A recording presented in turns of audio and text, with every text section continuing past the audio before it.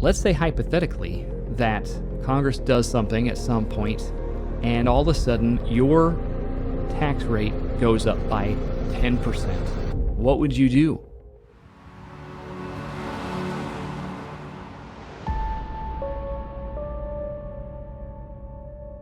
Personal federal income tax rates are set to increase at the end of 2025.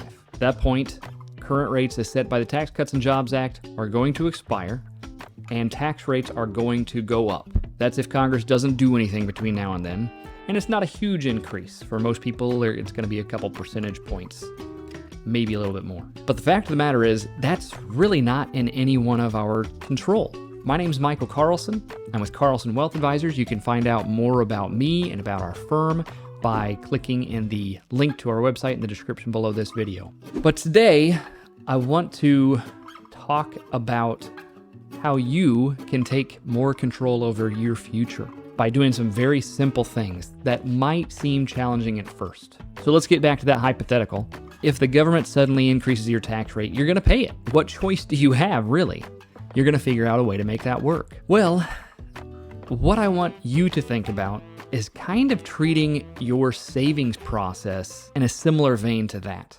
To illustrate that, I want to tell you a story that my dad shared with me decades ago. He asked me to imagine something. Now, you can tell some of this is a little dated by how this starts, but he says, imagine that tomorrow morning on the front page of the local paper, a lot of you don't get anymore, it says, this Saturday at the mall, there's going to be a cash register filled with cash. Come fill your pockets, first come, first serve. Saturday rolls around, that cash register is sitting there in the parking lot of your local mall. Where do you want to be in line to get the cash? You want to be in the front of the line or at the back of the line? You want to be at the front of the line because if you're in the back of that line, by the time you get up there, all that cash is gone. People will have filled their pockets, gone on their merry way. We need to think about our savings in the same type of way. You get a paycheck, you take that paycheck, and what most people do is they take care of all of their bills, and if there's anything left over at the end, they might choose to save that. Well, if this has been your strategy along the way, I'm going to guess that you could probably save more if you reversed that process. If you started treating your savings more like your taxes are treated. You get a paycheck, those taxes are already out of there. It doesn't matter what your hourly rate is, what your salary is, whatever. The government makes sure that they get their taxes taken right off the top before you can spend a dime because they understand human nature. And they understand very well that if you choose to take all that money and then pay your taxes afterward, they're probably going to have a harder time collecting those taxes. Same with your savings. You want to be at the front of that line.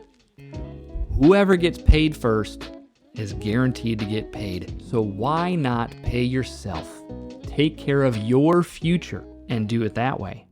So as soon as you get your paycheck, what we suggest doing, what we strongly encourage and recommend doing, is having that money come out to pay yourself, to go toward your savings, first thing every single time you get a paycheck. How much should you be saving? It's a different question for everybody, but I like to say at least 10%. And that's going to include, if you're putting anything toward your 401k or whatever type of retirement plan you might have. Add that, whatever else gets you up to that percentage, and get that working for you. Get that saved up. Really what I like to see is 20%, and that might sound crazy to you. A colleague of mine told me about a man who never made more than $14,000 a year. Okay, this was a while ago. But now, as a retiree, has tens of millions of dollars saved up. How on earth do you do that? Well, he saved from the very beginning, when he started working, 20% of every paycheck. Put that in the market. Now, I want to put some real numbers to this so you can just grasp how big this is. Let's say you're sitting there today, you've got 30 years to go until retirement. You make $50,000 a year, okay? Might seem like a modest income, but imagine you took 20% of that income every year every month as you get paid and put that into the market. Over the last 30 years, if you had put in $10,000 a year, 20% of $50,000, you would have invested a total of $300,000. Your portfolio today, $300,000 put in, would be worth over $2 million.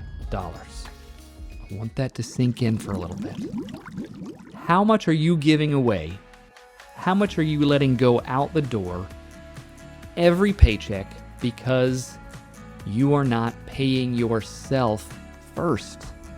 This is such an important principle. Can't stress it enough. So, I would encourage you, strongly recommend that you pay yourself first. If you're not doing anything right now, do 10%. Tax rates can change like that overnight. And you'd have to figure it out. Figure it out. Make it happen. If you're already doing 10%, bump that up to 15%. Bump that up to 20%. Put yourself in control of your future. You will be better off than 90% of the people out there if you do that one simple thing. Next time you get your paycheck, think of that cash register sitting in the parking lot at the mall. Do you want to be in the front of the line or do you want to be in the back of the line? Again, my name is Michael Carlson. I'm a financial advisor with Carlson Wealth Advisors. If you've got any questions about this or any other financial topics we might be able to help you out with, love to hear from you. I hope this was helpful for you in realizing just how powerful time is when it comes to investing and a simple trick you can use to make a better tomorrow for yourself. Thanks for listening.